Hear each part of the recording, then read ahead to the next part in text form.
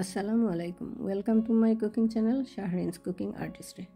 আজকে আমি নিয়ে এলাম আপনাদের মাঝে খুবই মজাদার 3 ধরনের ড্রিঙ্কস। রমজান মাসে এই ড্রিঙ্কস আপনারা সহজেই তৈরি করতে পারবেন। ফুল রেসিপিটি দেখার জন্য আমার সাথেই থাকুন।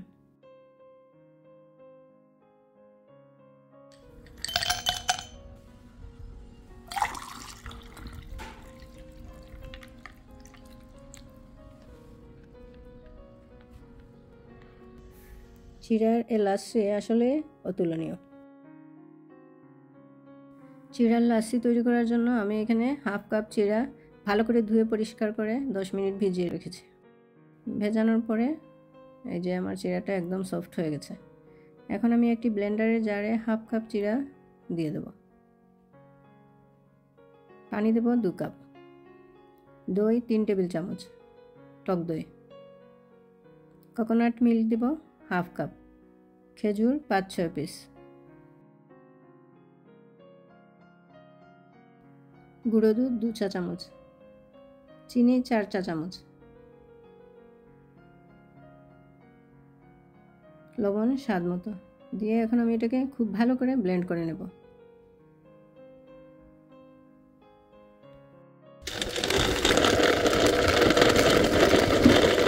ব্লেন্ড করা হয়ে গেছে। এখন আমি একটি গ্লাসে কিছু বরফ কুচি দিয়ে দিচ্ছি। এরপরে গ্লাসিটা ঢেলে উপরে কিছু খেজুরের টুকরো দিয়ে আমি এটা পরিবেশন করব। আপনারা অবশ্যই এটা ট্রাই করবেন, খুবই সুস্বাদু একটা ড্রিঙ্কস।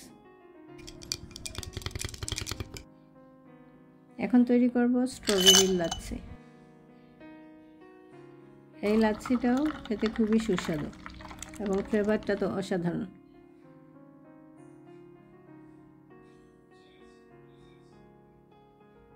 স্ট্রবেরি লাচ্ছি তৈরি করার জন্য আমি এখানে ব্লেন্ডারের জারে নিয়ে নিচ্ছি 2.5 কাপ পানি, 4 টেবিল চামচ টক দই, গুঁড়ো দুধ 2 চা চামচ, চিনি 5 চা চামচ,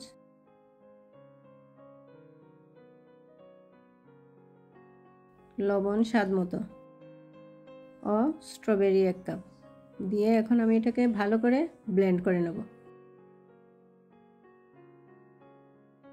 এদিকে একটি গ্লাসে কিছু বরফ কুচি দিয়ে আমি ড্রিঙ্কসটা ঢেলে দেব।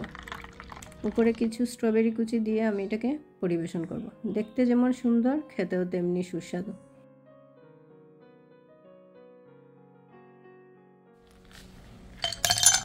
এখন তৈরি করব পাইনঅ্যাপল মোহিতো। এটাও অসাধারণ একটা ড্রিঙ্কস। এখন আনারস আছে বাজারে প্রচুর। এটা দিয়ে আপনারা রমজানে এই ড্রিঙ্কসটা তৈরি করতে পারেন। এর জন্য আমি নিয়ে নিচ্ছি 2.5 কাপ পানি ও 1 কাপ আনারস। দিয়ে দিচ্ছি 5 চা চামচ চিনি, স্বাদ মতো লবণ, হাফ চা চামচ বিট লবণ ও কিছু পুদিনা পাতা। এখন আমি এটা ভালো করে ব্লেন্ড করে নেব। এখানে গ্লাসে আমি দিয়ে দিচ্ছি কিছু বরফ কুচি ও 2-1টা পুদিনা পাতা। এই ড্রিঙ্কসটাও খেতে খুবই অসাধারণ। আপনারা অবশ্যই এই রমজান মাসে এটা ট্রাই করবেন। আমার 3টা ড্রিঙ্কস আপনাদের কেমন লেগেছে অবশ্যই কমেন্ট করে জানাবেন। আর এই রমজান মাসে আপনারা অবশ্যই এটা ট্রাই করে দেখবেন কতটা সুস্বাদু। যদি রেসিপিটি ভালো লেগে থাকে তাহলে একটা লাইক, কমেন্ট ও সাবস্ক্রাইব করতে ভুলবেন না প্লিজ। আর যদি ফেসবুক থেকে দেখে থাকেন তাহলে একটা লাইক, কমেন্ট ও ফলো দিতে ভুলবেন না প্লিজ। আর এতক্ষণ যারা আমার সাথে ছিলেন সবাইকে অসংখ্য ধন্যবাদ। আর প্রতিদিন সব নতুন নতুন রেসিপি ও সহজ সহজ রেসিপি নিয়ে আসবো। প্রতিদিন আমার সাথে থাকবেন।